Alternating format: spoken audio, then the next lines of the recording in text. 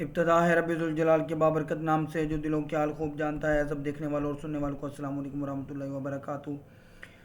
आप लोगों की खिदमत में हाजिर हूँ जी आज की वीडियो के साथ। और रूटीन के मुताबिक जिस तरह मैं लेट वीडियो बना रहा हूँ उसके लिए मैं माजरत खा हूँ। बस दफ्तर से आके मसरूफियत होती है तो डाटा बनाने में फिर उसको आप लोगों के साथ शेयर करने में ज़रा टाइम लग जाता है। KSE 100 इंडेक्स को देख लेते हैं पहले, उसके बाद केमिकल सेक्टर के कुछ शेयर्स को शामिल किया है उनको भी देख लेते हैं। इसकी कंजेक्टिव कैंडल 3 बनने के बाद एक ग्रीन कैंडल बनी 13 जनवरी को और उसके बाद अब 2 कैंडल फिर रेड बन चुकी हैं। और कल का दिन चूँकि इस हफ्ते का लास्ट वर्किंग डे है तो देखते हैं कि कल मार्केट कैसे परफॉर्म करती है। हो सकता है कि जो कशीदगी जियोपॉलिटिकल पॉइंट ऑफ व्यू से चल रही है उसका कोई पॉजिटिव रिस्पॉन्स आए तो मार्केट कुछ पॉजिटिव सेंटीमेंट के साथ अच्छी मूव दिखाने में कामयाब हो सके। तो उस सूरत हाल में इसकी जो पहली रेजिस्टेंस है वो 1,82,477 की है, दूसरी 1,83,895 की है और इसके बाद फिर तकरीबन 1,84,885 के आसपास इसके बाद फिर मार्केट बुलिश सेंटीमेंट इख्तियार कर जाएगी।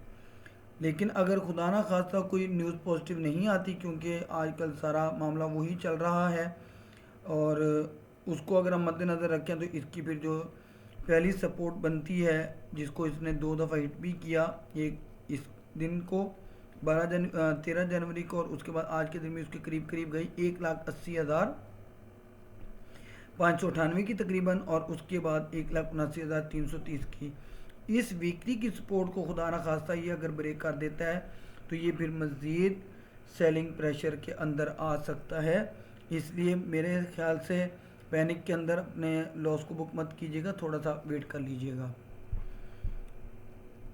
पहला शेयर है जी केमिकल सेक्टर का बर्जर पेंट्स।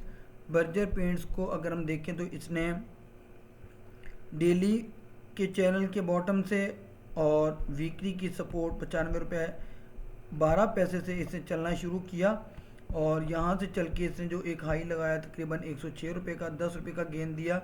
लेकिन अगर आप इसको देखें तो इसने 30 अक्टूबर से लेकर और 12 दिसंबर तक अक्टूबर तकरीबन 1.5 महीने ये साइडवेज में रहा।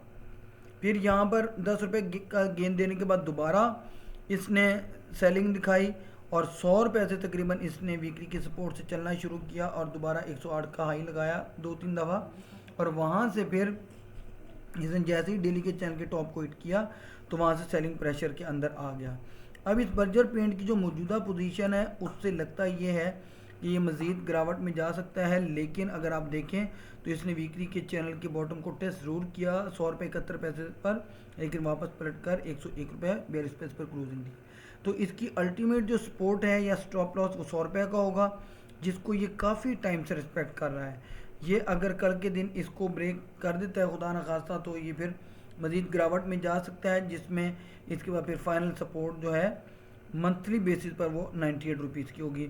अपसाइड मूव दिखाता है इंटरडे के अंदर कुछ, तो फिर पहली रेजिस्टेंस 102 रुपये 24 पैसे की होगी, जबकि इंटरडे के अंदर दूसरी तकरीबन 103.10 की, फिर 104 रुपये 8 पैसे की, 105 रुपये की रेजिस्टेंस को क्रॉस करता है या इस लेवल को अचीव करता है तो फिर ये आपको 106 रुपये 44 पैसे की लेवल के आसपास हिट करता हुआ दिखाई दे सकता है। और अगर इस रेजिस्टेंस से ऊपर क्लोजिंग देने में कामयाब हो जाता है तो ये फिर आने वाले दिनों में आपको डेली की बेसिस पर ब्रेकआउट दिखा सकता है।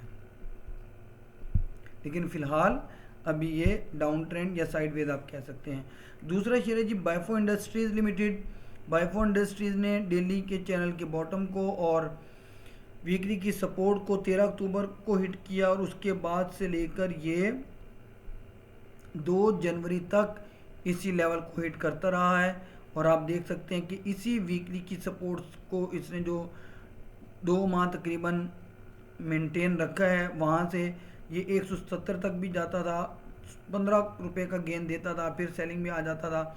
अब यहाँ से जो इसने चलना शुरू किया है 161 रुपये से, तो आप देख सकते हैं कि इसने 197 रुपये का तकरीबन हाई लगाया, 30 रुपये का गेंद दिया। यहाँ से इसने डेली के चैनल के टॉप को इसने क्रॉस किया और ब्रेकआउट दिया 13 जनवरी को, और ब्रेकआउट देने के बाद बीच में एक कैंडल थोड़ी सी सेलिंग की बनी, लेकिन आज की कैंडल भी इसकी परसों वाली कैंडल की तरह काफ़ी मजबूत कैंडल है, टेक्निकली अप ट्रेंड में है। और इसके लिए जो कल की रेजिस्टेंस है वो चूँकि क्लोजिंग 189 रुपये 35 पैसे पर है, तो 193 रुपये 78 पैसे की वीकली की पहली रेजिस्टेंस है।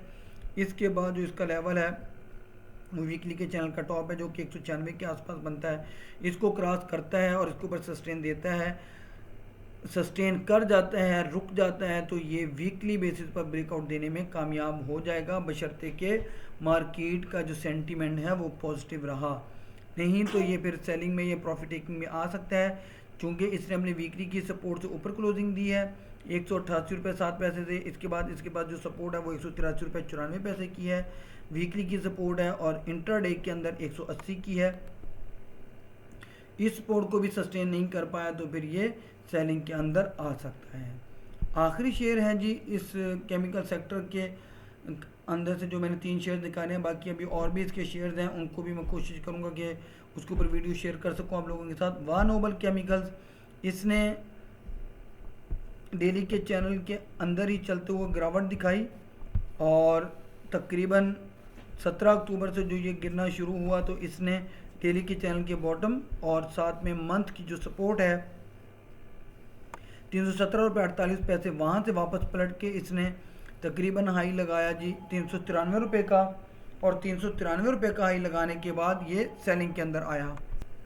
यहाँ से सेलिंग के अंदर आने के बाद इसने जो गेन दिया तकरीबन 60-70 रुपये का गेन दिया, उसके बाद फिर इसने वीकली की जो सपोर्ट है 334 रुपये 47 पैसे उसको मेंटेन रखा है, और फिर साथ ही वीकली के चैनल के बॉटम और इस वीकली के सपोर्ट से चल के इसने डेली के चैनल के टॉप को 365 पर हिट किया, 30 रुपये का गेन दिया, लेकिन मंथली जो रेजिस्टेंस है उसको क्रॉस करके उसके ऊपर सस्टेन करने में कामयाब नहीं हो सका, और यहाँ से फिर सेलिंग के अंदर आया।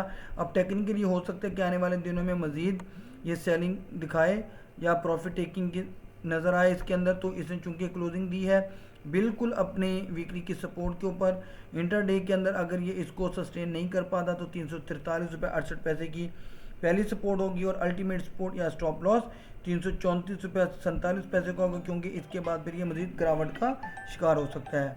आप लोगों से दरख्वास्त है कि मेरी हौसला अफजाई के लिए मेरी वीडियो को लाइक करें, शेयर करें दोस्तों के साथ, चैनल को सब्सक्राइब करें, कमेंट करें और अपनी दुआ में शामिल रखिएगा। अल्लाह हाफिज़।